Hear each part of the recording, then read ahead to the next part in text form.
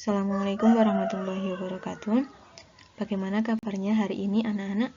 Semoga kalian dalam keadaan sehat, tetap semangat belajar, dan selalu dalam lindungan Allah Subhanahu wa Ta'ala.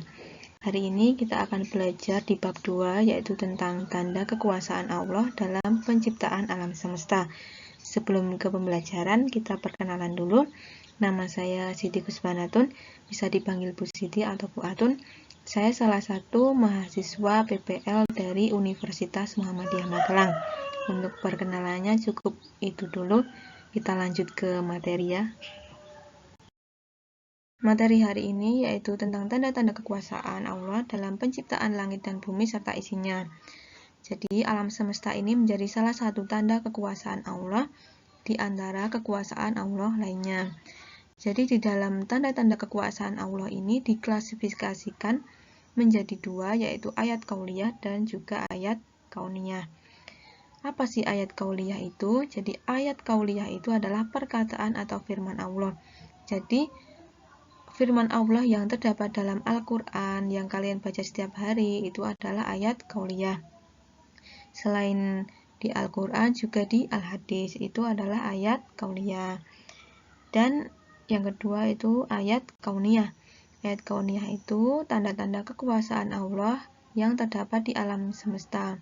Jadi seperti contohnya laut, hujan, kemudian air, langit, bumi, matahari, bulan, bintang, dan yang lainnya yang ada di alam semesta yang bisa kita lihat setiap hari. Itu menjadi salah satu tanda kekuasaan Allah, ayat kauniyah.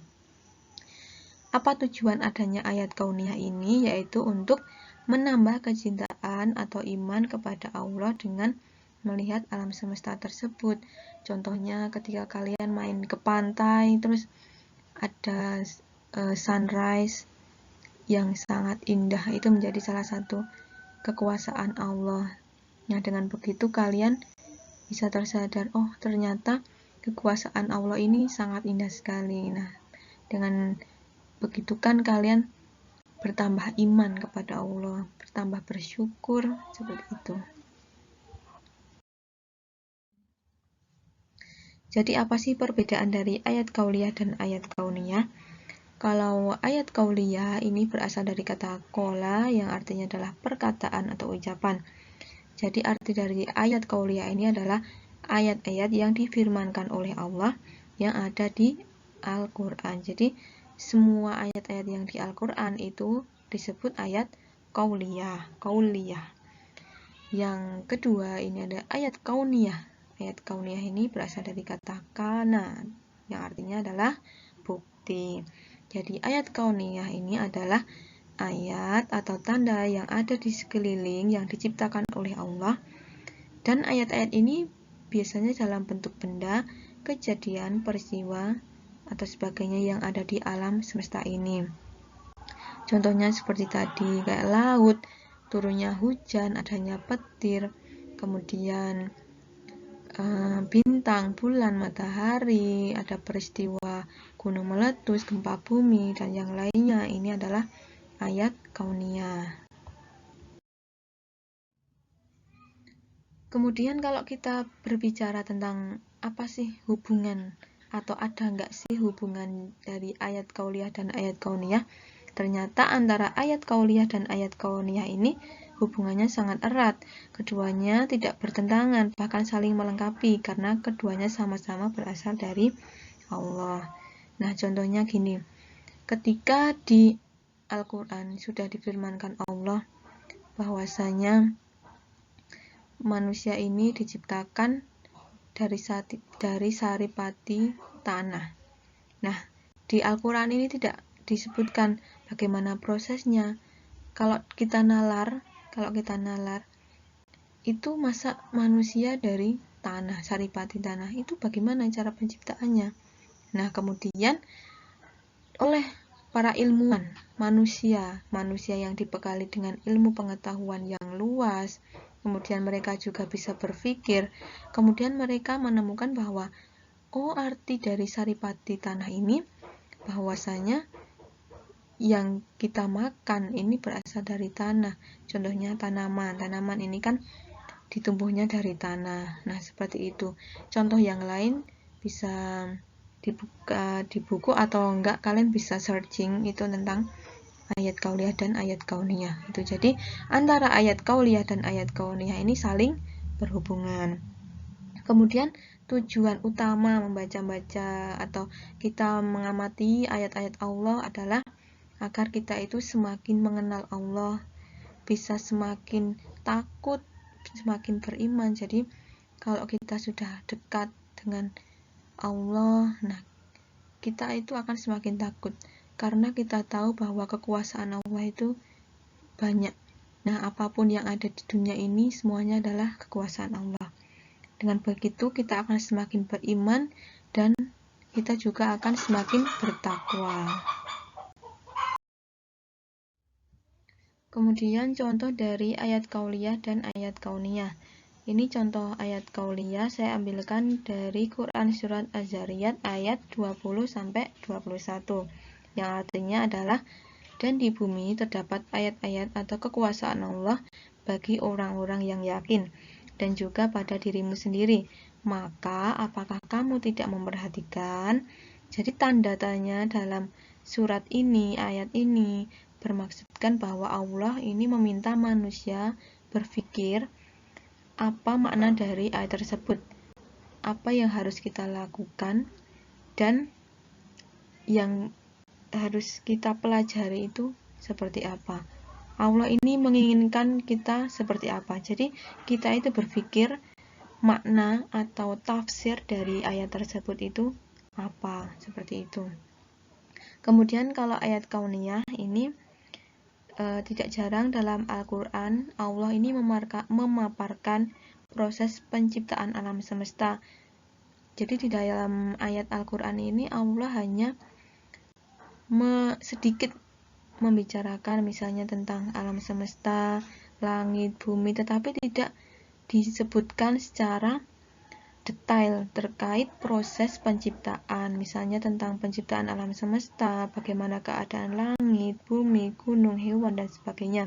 Kemudian ketika para ilmuwan ini menyelidiki dengan seksama, maka mereka akan menemukan jawaban atau keajaiban ilmiah pada ayat tersebut. Jadi ketika ilmuwan ini mempelajari Al-Quran, misalnya salah satu ayat tentang keadaan langit, kemudian mereka teliti, mereka pelajari lebih mendalam, dan mereka akan menemukan keajaiban ilmiah pada ayat tersebut. Nah, hasil dari mereka menyelidiki hal tersebut itu merupakan ayat kauniyah gitu. Jadi kayak ada ilmu baru yang mereka dapatkan dari ayat kauliyah seperti itu. Oke, saya kasih satu contoh tentang ayat kauliyah di surat Al-Baqarah ayat 164. Kemudian kita analisis bersama terkait ayat kauniyah yang terdapat dalam surat Al-Baqarah tersebut. Tetapi sebelumnya kita dengarkan dulu bunyi surat Al-Baqarah ayat 164. إن في خلق السماوات والأرض واختلاف الليل والنهار والفلك التي تجري في البحر بما ينفع الناس وما أنزل الله من السماء من ماء فأحيا به الأرض بعد موتها وبث فيها من كل دابة وتصريف الرياح والسحاب المسخر بين السماء والأرض لآيات لقوم يعقلون. Oke, kita sudah dengarkan bagaimana bunyi Quran surat Al-Baqarah ayat 64. Mungkin kalian sudah ada yang membaca artinya. Jadi kita analisis bersama mana ayat kauliyah dan mana ayat kauniyahnya. Kalau untuk ayat kauliyahnya sudah jelas bahwa surat Al-Baqarah ayat 64 ini termasuk ayat kauliyah. Nah, untuk ayat kauniyahnya sendiri saya ambilkan dari tafsir Abdurrahman As-Sa'di dalam tafsir Al-Quran As-Sa'di dan dalam tafsir Kemenak. Nah, di antara kedua tafsir ini terdapat 6 kandungan ayat kauniyah yang Allah jelaskan dalam Quran surat Al-Baqarah ayat 164. Oke, tafsir yang pertama untuk ayat kauniyah ini adalah sesungguhnya pada penciptaan langit dan bumi ini diartikan bahwa Allah ini menciptakan langit dan bumi yang dapat kita lihat sekarang ini dengan keluasaannya serta aneka ragam isinya seperti bintang-bintang, matahari, bulan, dan benda yang ada di langit. Kemudian arti pergantian siang dan malam ditafsirkan pergantian siang malam yang teratur dan silih berganti dan tidak pernah terlambat. Kemudian kapal yang berlayar di laut dengan muatan yang bermanfaat bagi manusia. Ini ditafsirkan melajunya kapal-kapal di lautan dengan bentuk yang begitu besar membawa beratus-ratus ton barang dan hal yang bermanfaat bagi manusia. Kemudian apa yang diturunkan Allah dari langit berupa air. Ini ditafsirkan turunnya hujan dari langit. Kemudian lalu dengan itu dihidupkannya bumi setelah mati kering. Dan dia tebarkan di dalamnya bermacam-macam binatang. Nah, untuk yang arti ini ada dua tafsir As-Sa'di dan tafsir Kemenak ini berbeda tafsir, berbeda pandangan, berbeda pendapat. Kalau tafsir As-Sa'di ini mengartikannya berhembusnya angin, kalau tafsir Kemenak berarti hewan. Kemudian dan perkisaran angin dan awan yang dikendalikan antara langit dan bumi. Nah, ini untuk tafsir As-Sa'di dan tafsir Kemenak juga berbeda pandangan. Kalau tafsir As-Sa'di mengartikannya yang ada di antara langit dan bumi ini adalah awan-awan yang ada di antara langit dan bumi. Kalau tafsir Kemenak yaitu tentang angin. Gitu. Jadi ada 6 ayat kauniyah.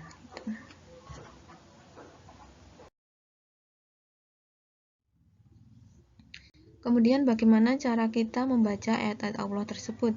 Kalau ayat kauniyah kita diwajibkan untuk bertadabbur, yaitu membacanya dan berusaha untuk memahami dan merenungi makna dan kandungannya.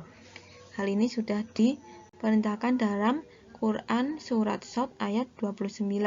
Nanti bisa dibaca artinya. Kemudian untuk ayat kauniyah sendiri kita diwajibkan untuk bertafakur, yaitu memperhatikan, merenungi, dan mempelajarinya dengan seksama.